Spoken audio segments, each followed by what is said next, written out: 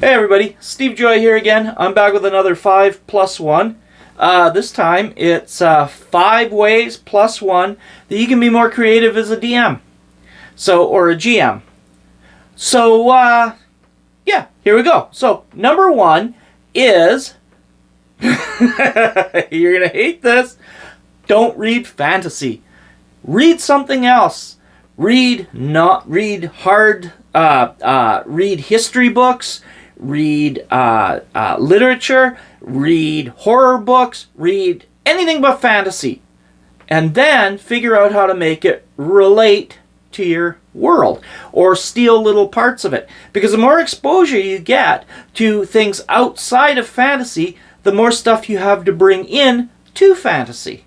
Does that make sense? Alright, so that's number 1. Don't read fantasy. But don't get mad yet, because number 2, right? Number 2 is read fantasy. You have to read some fantasy if you're going to play fantasy. And also, you have to know what your players are expecting. So it's a good idea to also read fantasy.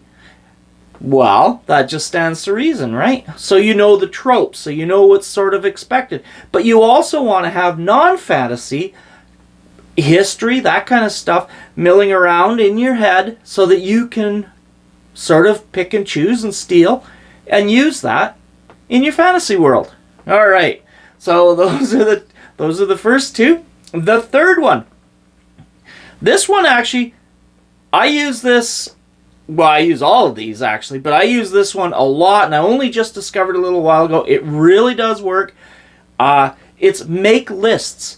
Make a list every day. Make a top 10 list. It can be anything. It should be something kind of challenging, not like my top 10 favorite ice cream flavors, but 10 unique ice cream flavors that nobody's ever made before. So it could be pickle and garlic, or it could be banana and toilet sludge. I don't know. It can be, but you make up and you make the list. You try to make a good list, but you can have bad ideas in there. It doesn't have to be great. But just make a top 10 list every day. It'll get your creativity going. It'll help you a lot. I mean, I really can't recommend it enough. I listened to a podcast, and the podcaster recommends this all the time, and it really does help. Making a list, a top 10 list every day, top 10 of something, ways to make cars faster, ways to save the environment, whatever. Come up with creative ideas for your top 10 list. It will get your brain thinking. Thinking. No, don't mean that. All right, so that was my third one. My fourth one is ask yourself, when something's going on, when you're looking at something, what would this look like in my world? Right? So whatever's going on. It doesn't have to be fantasy-like. It can just be a social encounter. It could be an accident you see, or it could be something going on downtown. It could be anything. But ask yourself, when you see things, what would this look like in my fantasy world? And you might be able to pull stuff out of your everyday life and put it into the fantasy world.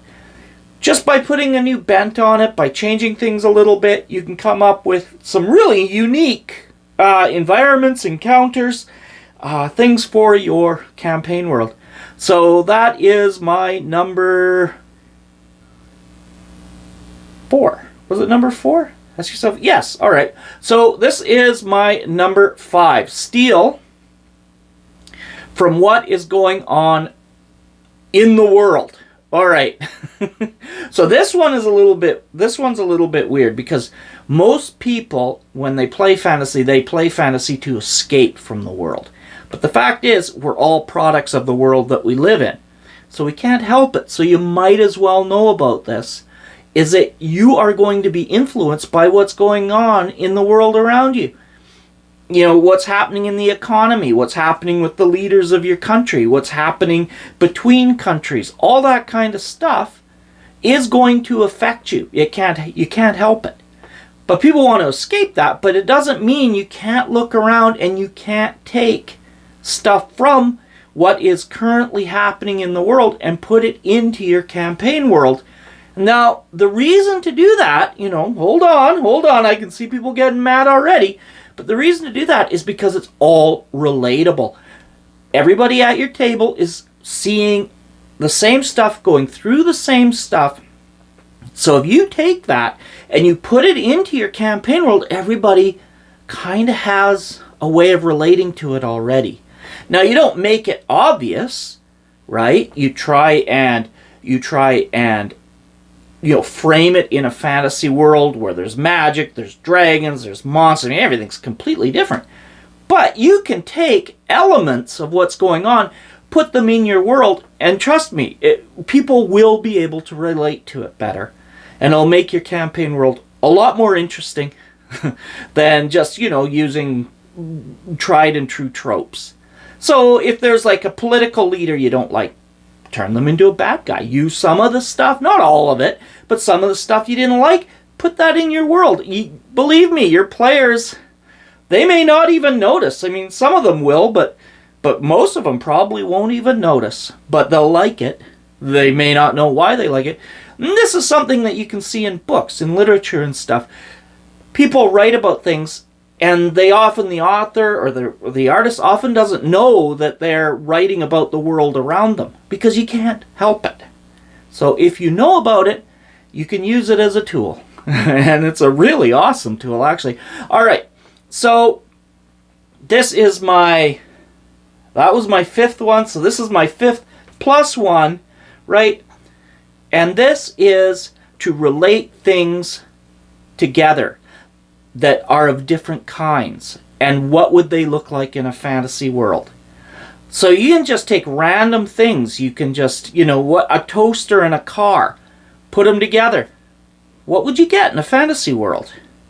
A heated carriage, maybe? Drawn by, a magic item? Something like that. So it's a magical carriage that's being drawn by something magical. I don't know. What about a radio and a street lamp? What do you get there? A magic light, maybe, created by a wizard that sits up on a pole, and it can turn on and it can say things to the players. That kind of thing.